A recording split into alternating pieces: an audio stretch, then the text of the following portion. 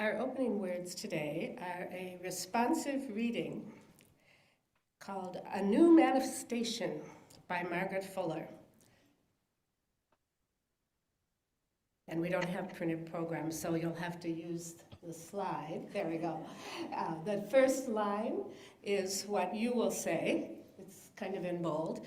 And then the second lines will be what I will say. All right? A new manifestation is at hand. A new hour is come.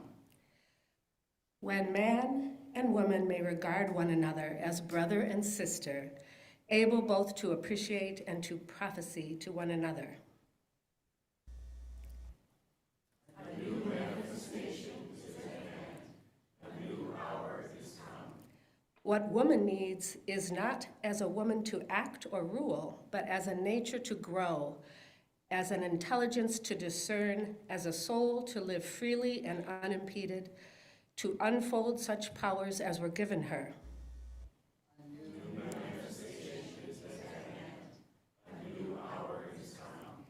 Man does not have his fair share either. His energies are repressed and distorted by the interposition of artificial obstacles. A new manifestation, We would have every arbitrary barrier thrown down. We would have every path laid open to woman as freely as to man. Were this done, we believe a divine energy would pervade nature to a degree unknown in the history of former ages. A new manifestation is at hand, and a new hour is come.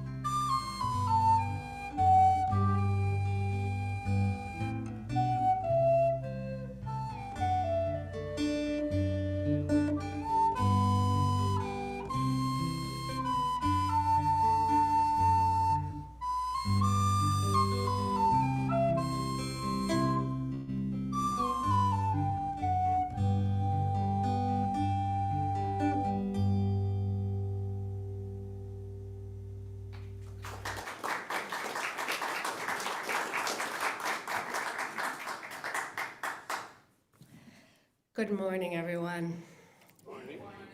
My name is Linda Hayen, and I serve this congregation as chair of the Board of Trustees for one more year. We gather this morning with joy and gratitude, but also with pieces and parts of ourselves that are worn out and worn down, wanting once again to trust, to join others in nurturing a belief that hope is not as fragile as it sometimes seems, and that division is not always as deep as it sometimes appears. Will you please join me in our chalice lighting words as we tend the fire that is in the heart of this community? And Becky McPeak is going to light our chalice today. Becky is our chair-elect, and we're kind of doing this chair thing as a team this year. I hope it works. I didn't test it.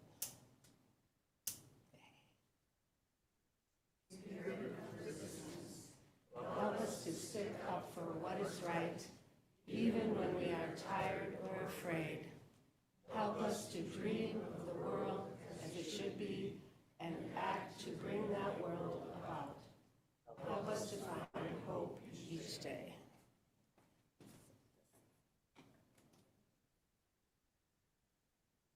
Like it when the light goes out.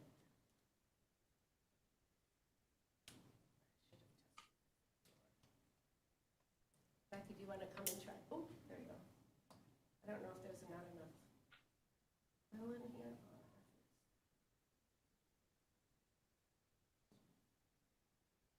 Or just light a candle. There we go. Okay. Now we will sing hymn number 107. We sing of the brave of old.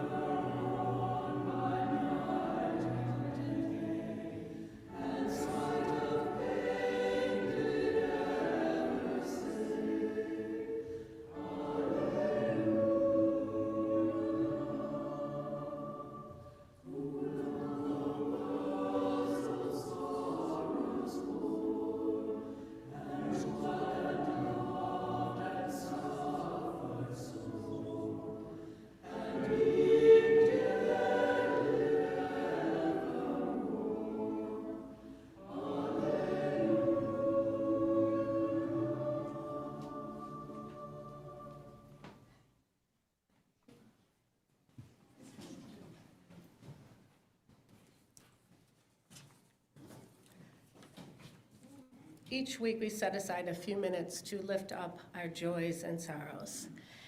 If you would like to share, please raise your hand and one of the ushers will bring you a microphone.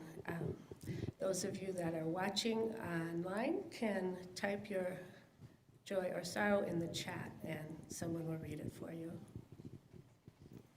Hi. It's on. I'm Kathy. A sorrow, former member Doug Drews had died. He and his former wife left here in the 90s sometime and went to Dakota. He lived near here, and you could see him up at Caribou Coffee all the time. He was in pretty bad shape near the end.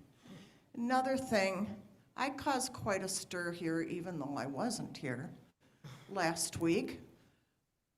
Monday night, my thank you Apple Watch told me I was in AFib. So the next morning I went to ER, was there, and oh man, they hooked me up to all kinds of stuff. And I have a heart monitor that I'll put on when I get home for 2 weeks. and then have an echocardiogram and see a cardiologist. And this is the same thing my brother and my cousin had. So I guess it's hereditary. And I had absolutely no symptoms at all. None. Yeah.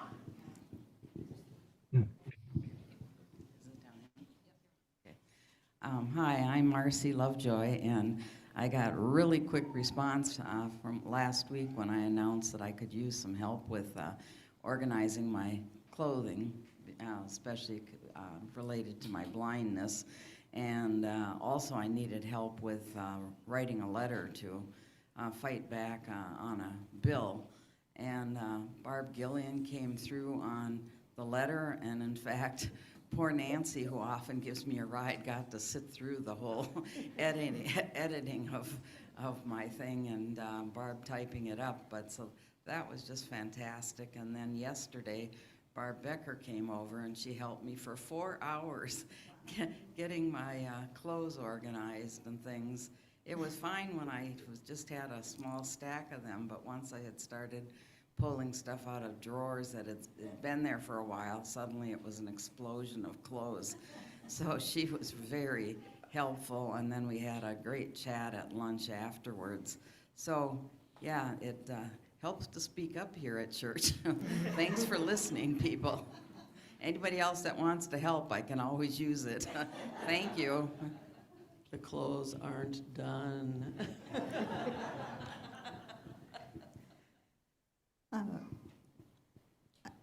Maybe I should say I could really use help with vacuuming. No. Hi, I'm Barb Gillian. I'm thinking of the reading that you opened with and trying to keep hope alive. So I just wanted to let you know, if you don't already, that our amazing choir member, soprano Leslie McNeil, had hand surgery on Monday. And she's home and doing okay, but it's much more, the recovery is more painful than she envisioned it to be. But she wanted to let people know that she missed you and hopes to be back soon. And even though she's going through this tough time, she brings such joy to all of us with her music. And many of you, like me, have been recipients of some of her starter plants. And she lives close to a lake, so she's given me several carnivorous bog plants, and I can tell you more about them during coffee hour. They're lots of fun.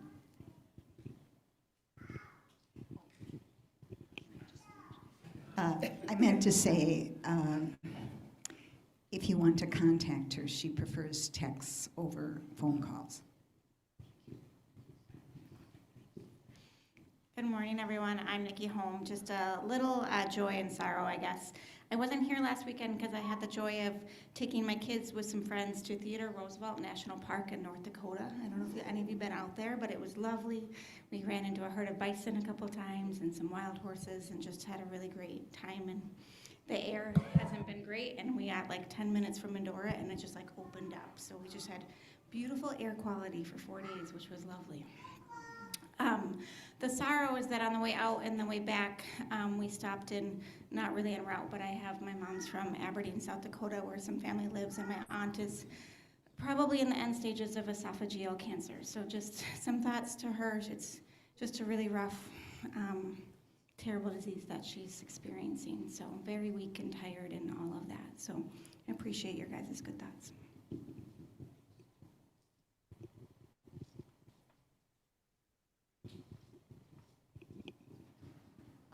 This is more just kind of an ask for healing energy to be sent out. I found out this week that my grandfather, who is 97, fell and broke his hip, and so he apparently did well in surgery, and they're taking him to an inpatient recovery center where he can, but you know, hips are hard and he's old, so, any of those healing thoughts would be very much appreciated.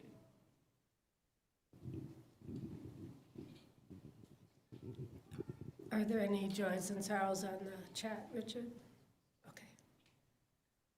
And we also would like to acknowledge all of those joys and sorrows that are unspoken in our hearts. We have a musical response that we always sing.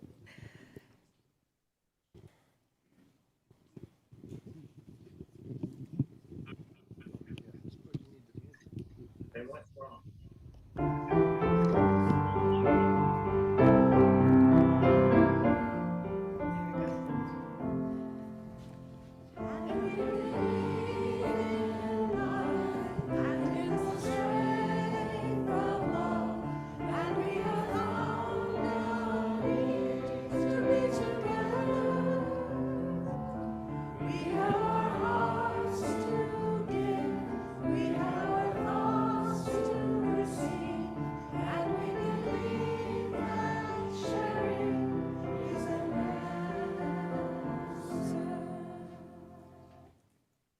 And today we have a treat for you. We have a story for all ages called The Paper Bag Princess.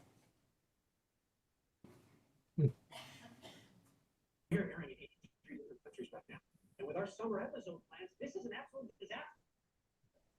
What are you asking us to do, guys? The Paper Bag Princess, written by Robert Munch and illustrated by Michael Marchenko. Apologize to America. Elizabeth was a beautiful princess. She lived in a castle and had expensive princess clothes. She was going to marry a prince named Ronald.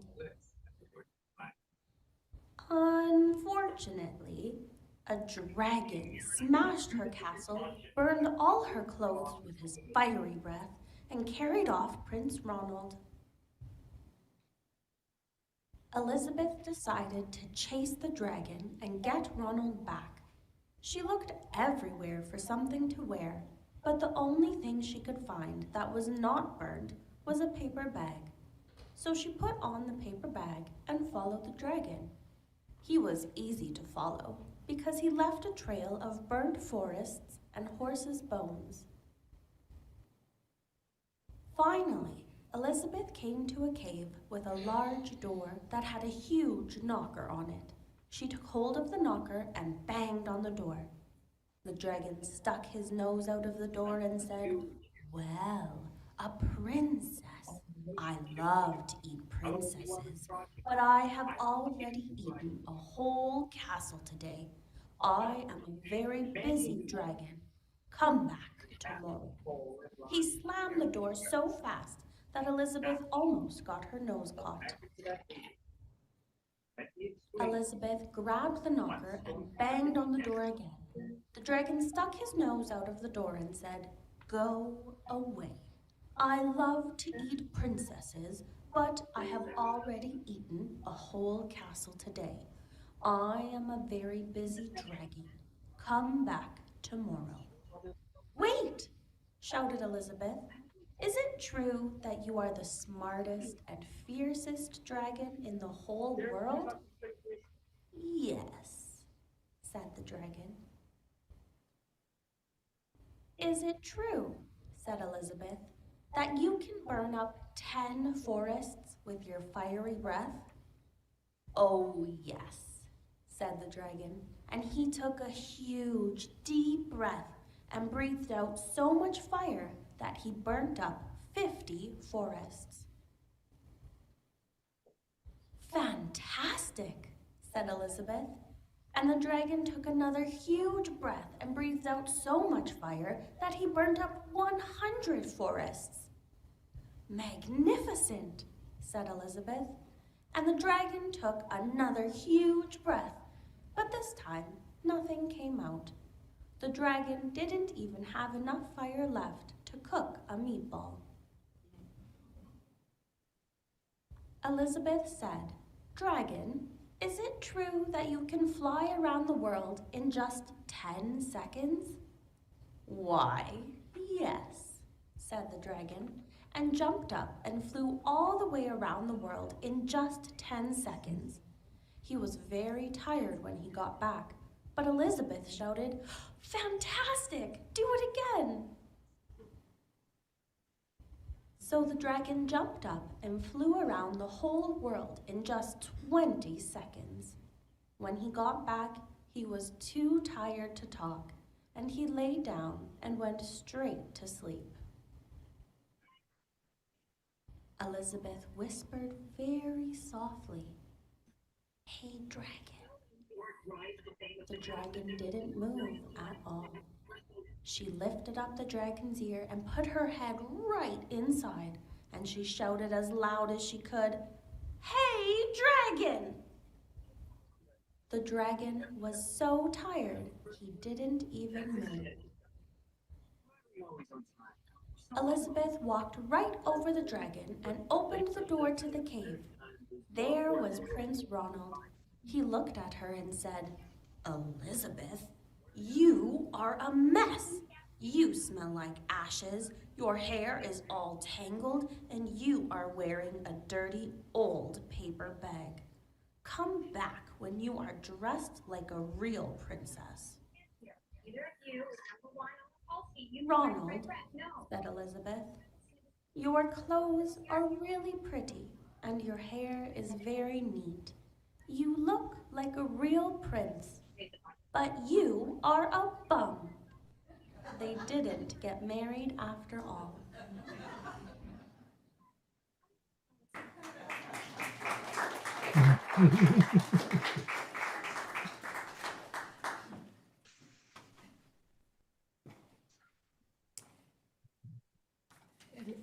Now it's time for our offering and for some special music. Just so you know, half of our summer offering goes to support our sponsorship of Bloomington Pride. And the ushers please come forth and take the offering. And we will be very happy to hear Martin Proud performing "The Engine Driver" by the Decemberists.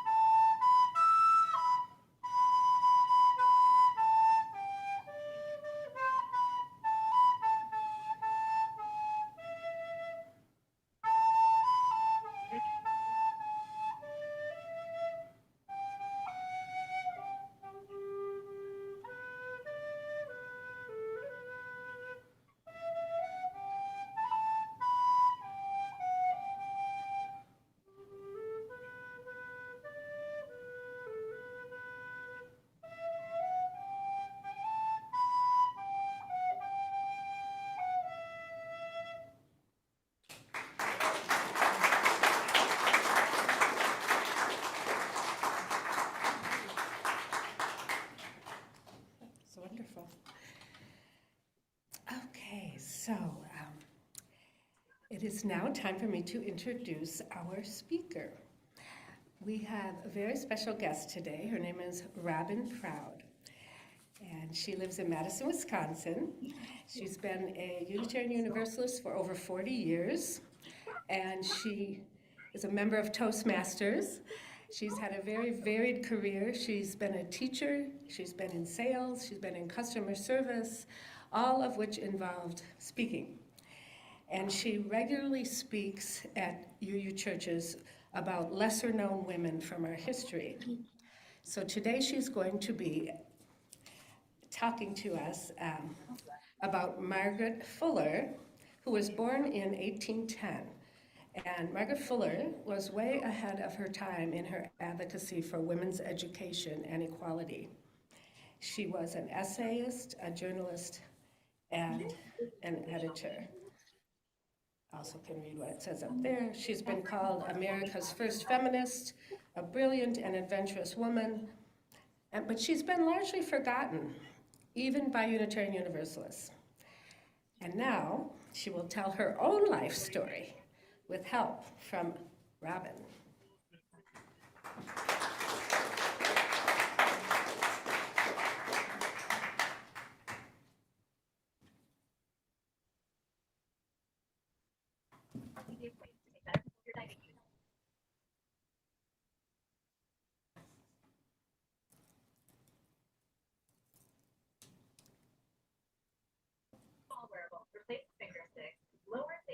Good morning. I am greatly pleased to appear before you today in this Unitarian Society. My grandfather being a minister and my parents quite pious, I spent many Sunday mornings in church. In those days, of course, sermons could last several hours. I devised many mental occupations to employ my mind during those lengthy speeches. I pray you will not need to resort to such employment this morning. In preparation for my visit, I've perused several issues of your bulletin and newsletters. I'm both delighted and dismayed to find that many of your concerns today are the same as those that occupied me and my circle 150 years ago. I'm delighted to see that human nature has changed so little that we may easily converse on issues of importance.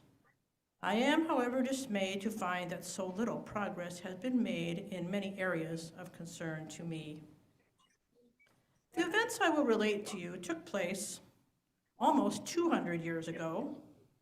Although I once stated that I had never met anyone with a mind as developed as mine, that would be a prodigious feat of memory. Fortunately, I wrote a quantity of letters, essays, memoirs, and books, which I will refer to today. My father instructed me himself. I was the firstborn, and he gave to me the education he would have given to a son. I was put under discipline of considerable severity and had more than ordinarily high standards presented to me. He hoped to make me the heir of all he knew. Thus I had tasks given to me, as many and various as the hours would allow, and on subjects beyond my age. I was often kept up till very late, and as he was a severe teacher, my feelings were kept on the stretch till the recitations were over. My father had no conceptions of the subtle motions of imagination and feeling, which were the natural bents of my character. At the age of 6, I was set to reading and memorizing Latin.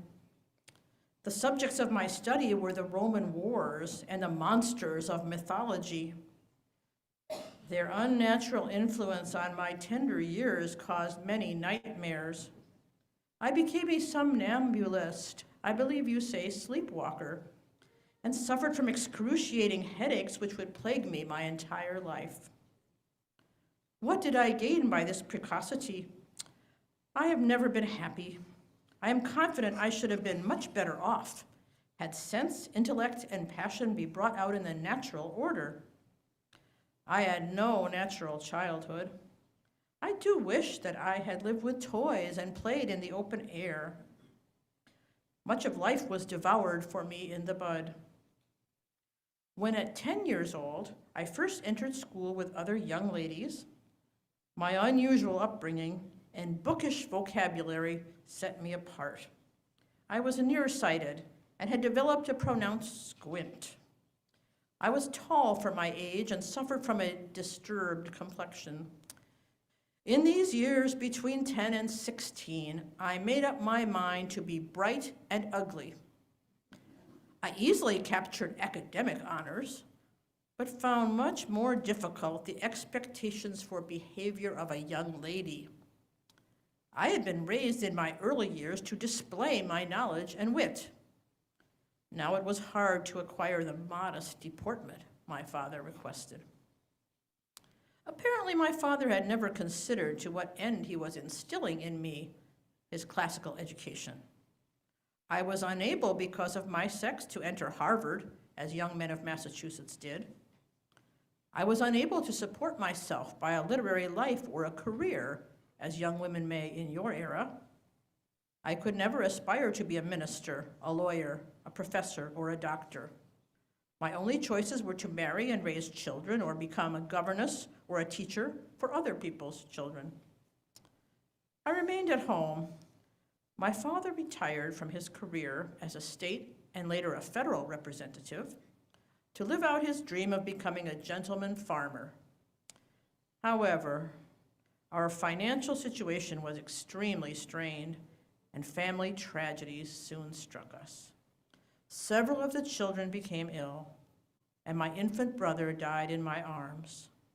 My mother was so grief-stricken that she withdrew for a time from all household affairs, leaving me at age 16 to supervise the cooking, cleaning, and laundry for the household of 7, without, I add, any of your modern conveniences, as well as educating the younger children. In spite of all these difficulties, I continued to read and study on my own in the scant moments available.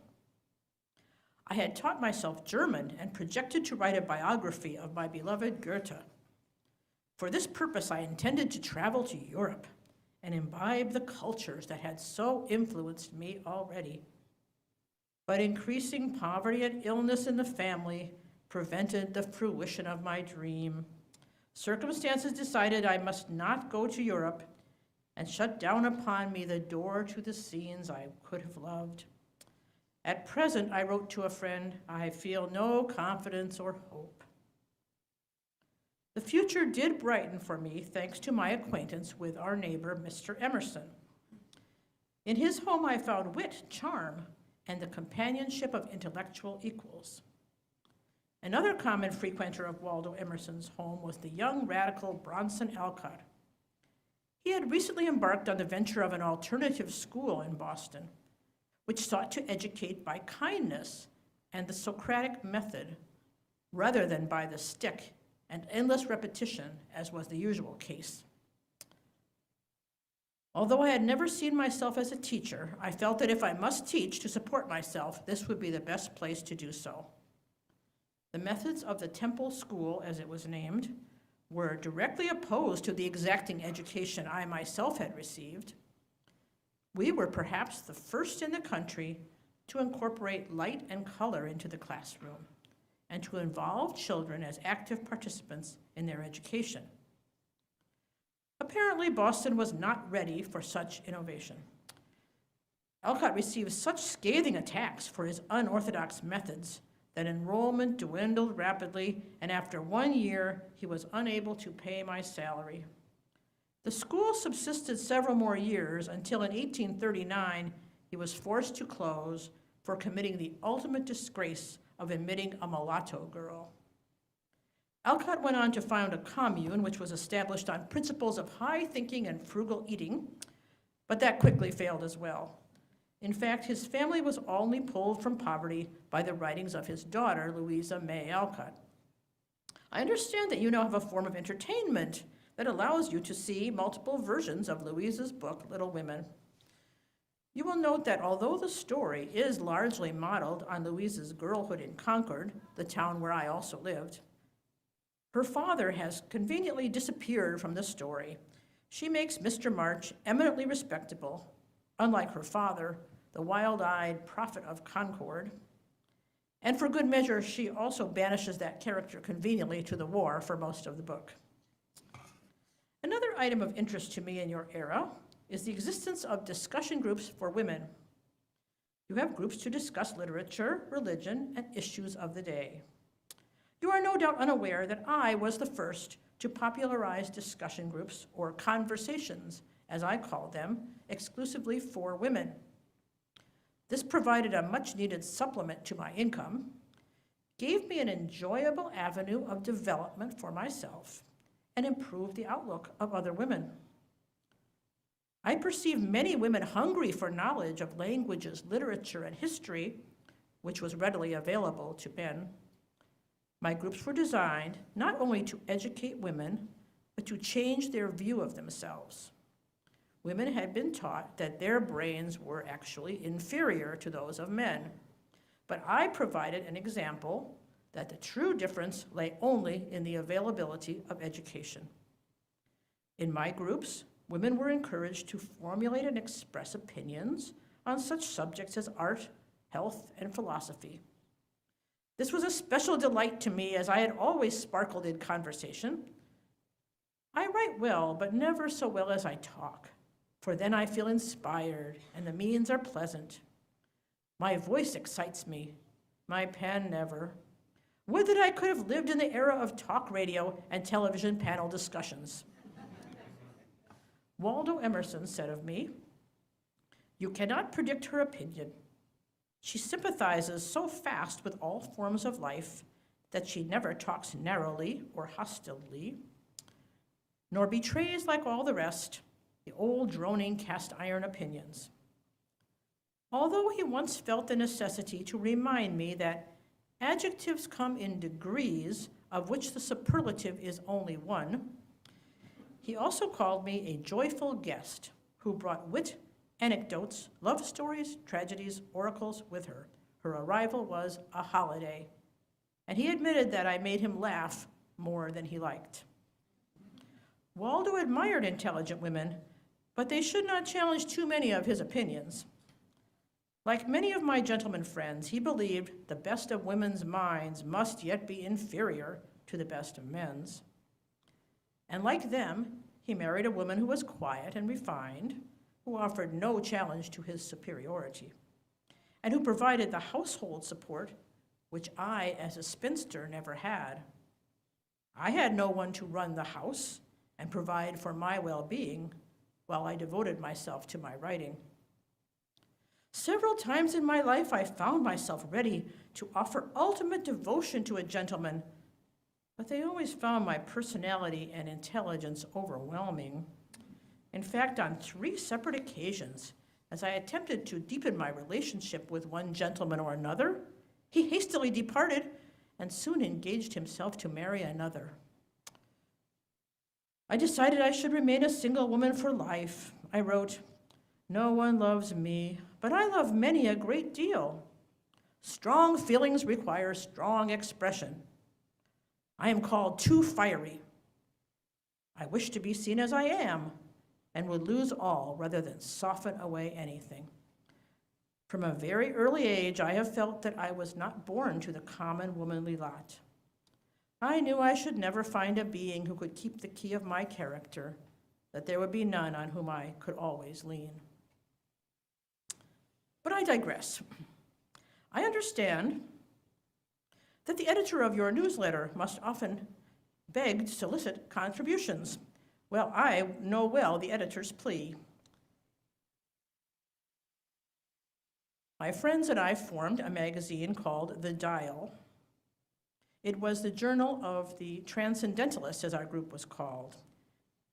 Each month I was compelled to coax the others for articles, and even with that, I needed to provide the largest part of the issues myself. We wrote on literature, philosophy, and society. Our magazine received mixed reviews. The eminent Unitarian minister, Theodore Parker, blamed all of the Dial's faults on the unusual gender of its editor, saying the chief thing wrong with the Dial was that it needed a beard. But among its supporters, the journal was gladly received. During my 2 years as editor, I strove for vitality rather than technical perfection. I did, however, manage to offend both Alcott and Thoreau by requesting revisions to their work. After this episode of my life, my writing assumed new forms. In the summer of 1843, I undertook a great journey to the American Northwest, to the ultimate ends of civilized existence, Milwaukee. I observed the wonder of Niagara Falls and bemoaned the fact in 1843 that it was being surrounded by buildings for the accommodation of visiting tourists. My account, published under the title Summer on the Lakes, was more than a travelogue. I discussed themes of social issues which much occupied my thoughts.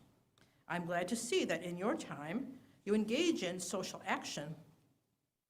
On my journey, I saw remnants of Indian tribes whose world was fast disappearing, and who, from proud keepers of the land, were reduced to sickly beggars. On my return, I took up abode in New York and published articles for Horace Greeley's New York Tribune. I visited prisons, poorhouses, and insane asylums. In my columns, I called for reform in attitude as well as in institutions.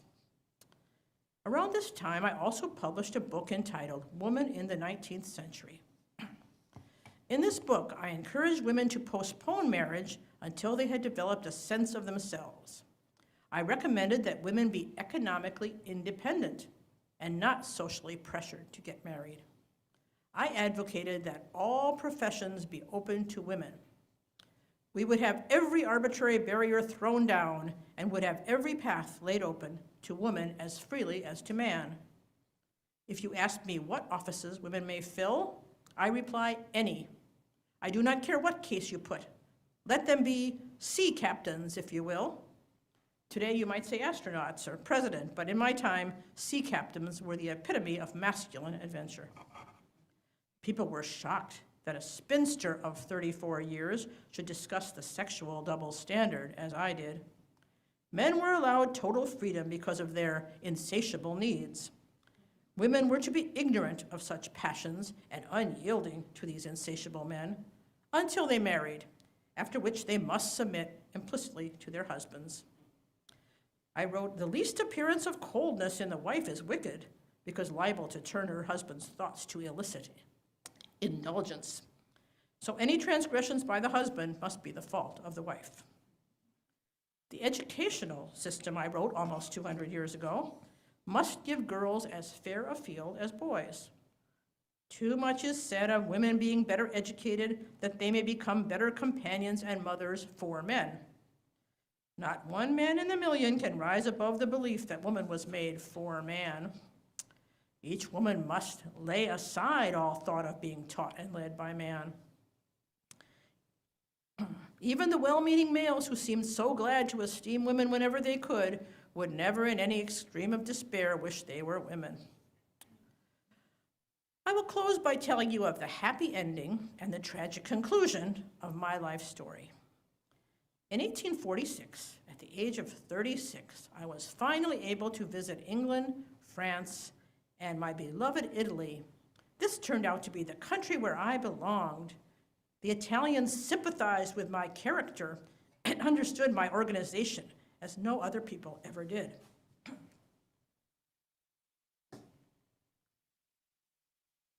They admired the ready eloquence of my nature and highly prized my intelligent sympathy with their sufferings. Here was a land of passion and grandeur, so different from the cold proprieties of New England. In this magical atmosphere, I experienced one day my own Italian adventure. Separated by accident from my traveling companions, I was rescued and accompanied by a charming young man who turned out to be an impoverished nobleman. He, like myself, cherished strong sympathies for the Republican movement in Italy, led by Mazzini, whom I had met and befriended in London. Perhaps it was the freedom from American conventions which allowed me to indulge in a happy liaison with my dear Giovanni Asoli. Scholars still debate whether he and I were quietly married before or after the birth of our son in the tumultuous year of 1848. I shall not spoil the debate by divulging the truth of the matter today.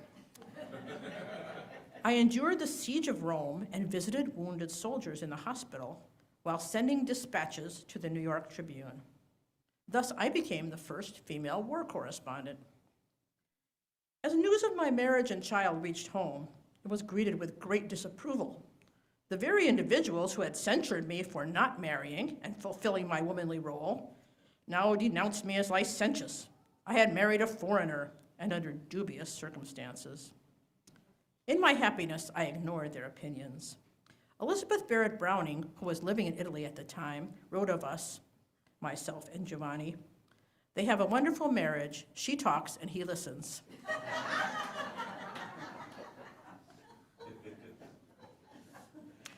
But this happy life was not to last. I could no longer afford to remain abroad. Our voyage home on the small bark Elizabeth was ill-omened from the first. After a week at sea, the captain became ill. We were forced to harbor at Gibraltar, where he died of smallpox. My little son contracted this fearsome disease, and none save I believed he could survive. I refused to give up hope, and indeed he recovered.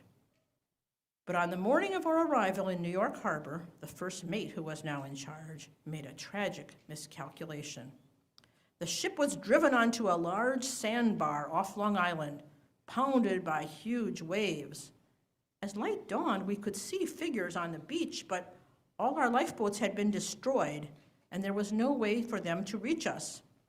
Some passengers contrived to swim ashore with the assistance of wooden planks, but I refused to leave my child and could not bear him through the waves. That afternoon, when the tide came in, the ship broke up and the rest of us were thrown overboard. Our bodies were never recovered, and neither was my manuscript for a book on the Italian Revolution.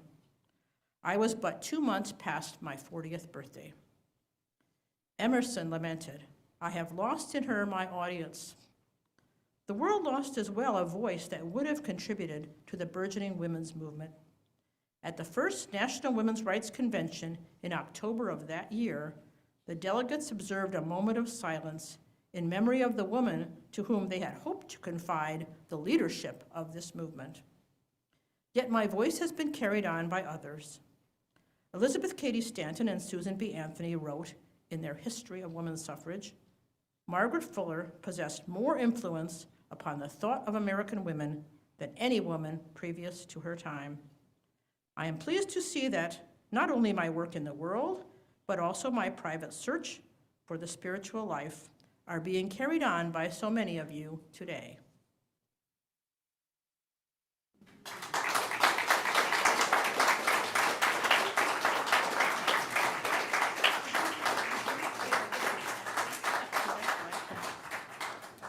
So yes, if you have questions, I will have them answered by my friend Robin.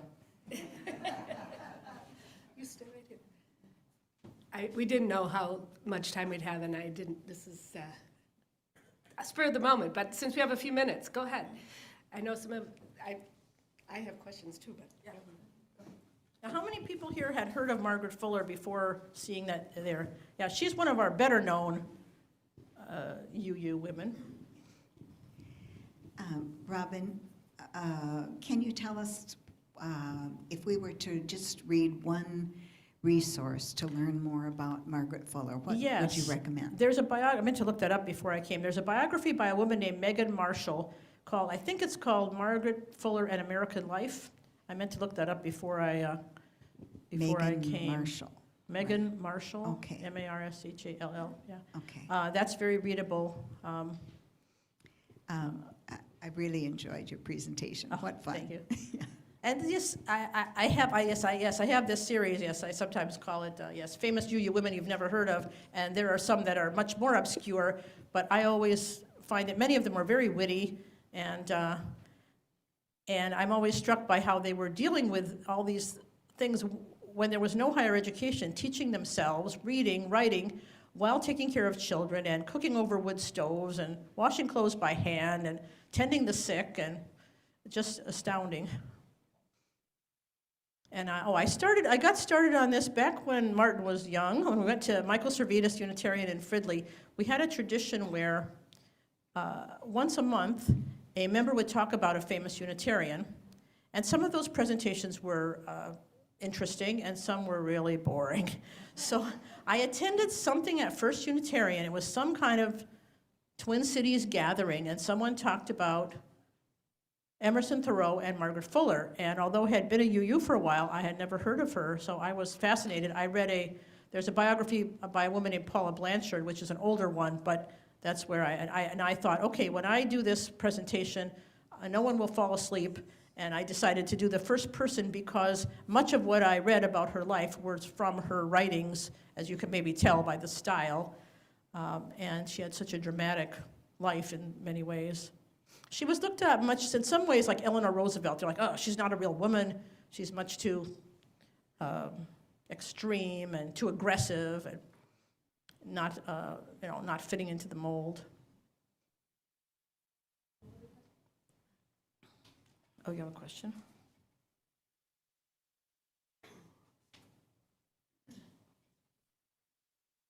Oh, did you have a question? Oh, well, just a comment. I had the privilege of being in a play several years ago called Nature. Does anyone remember that?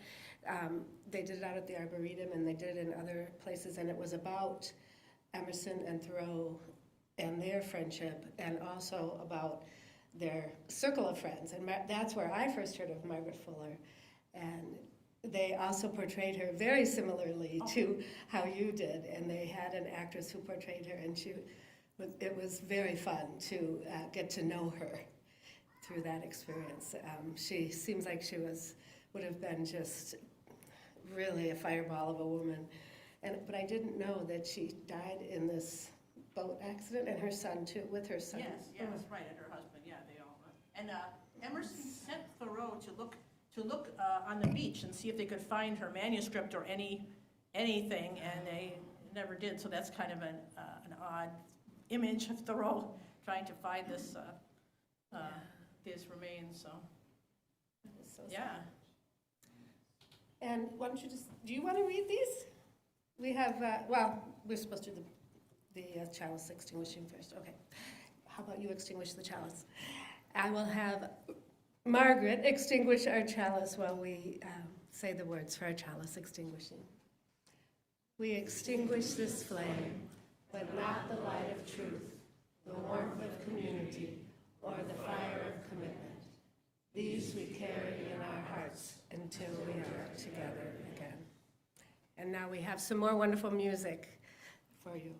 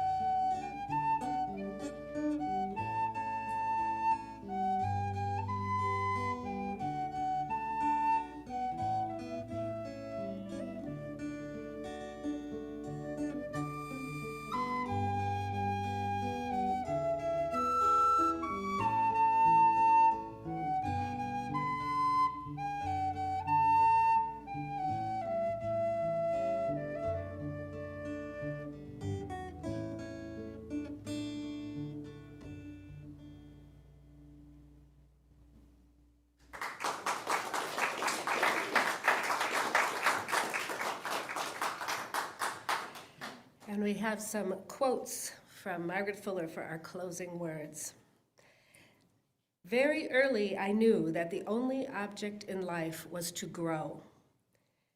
I think it is a great sin even to dream of wishing for less thought, less feeling than one has.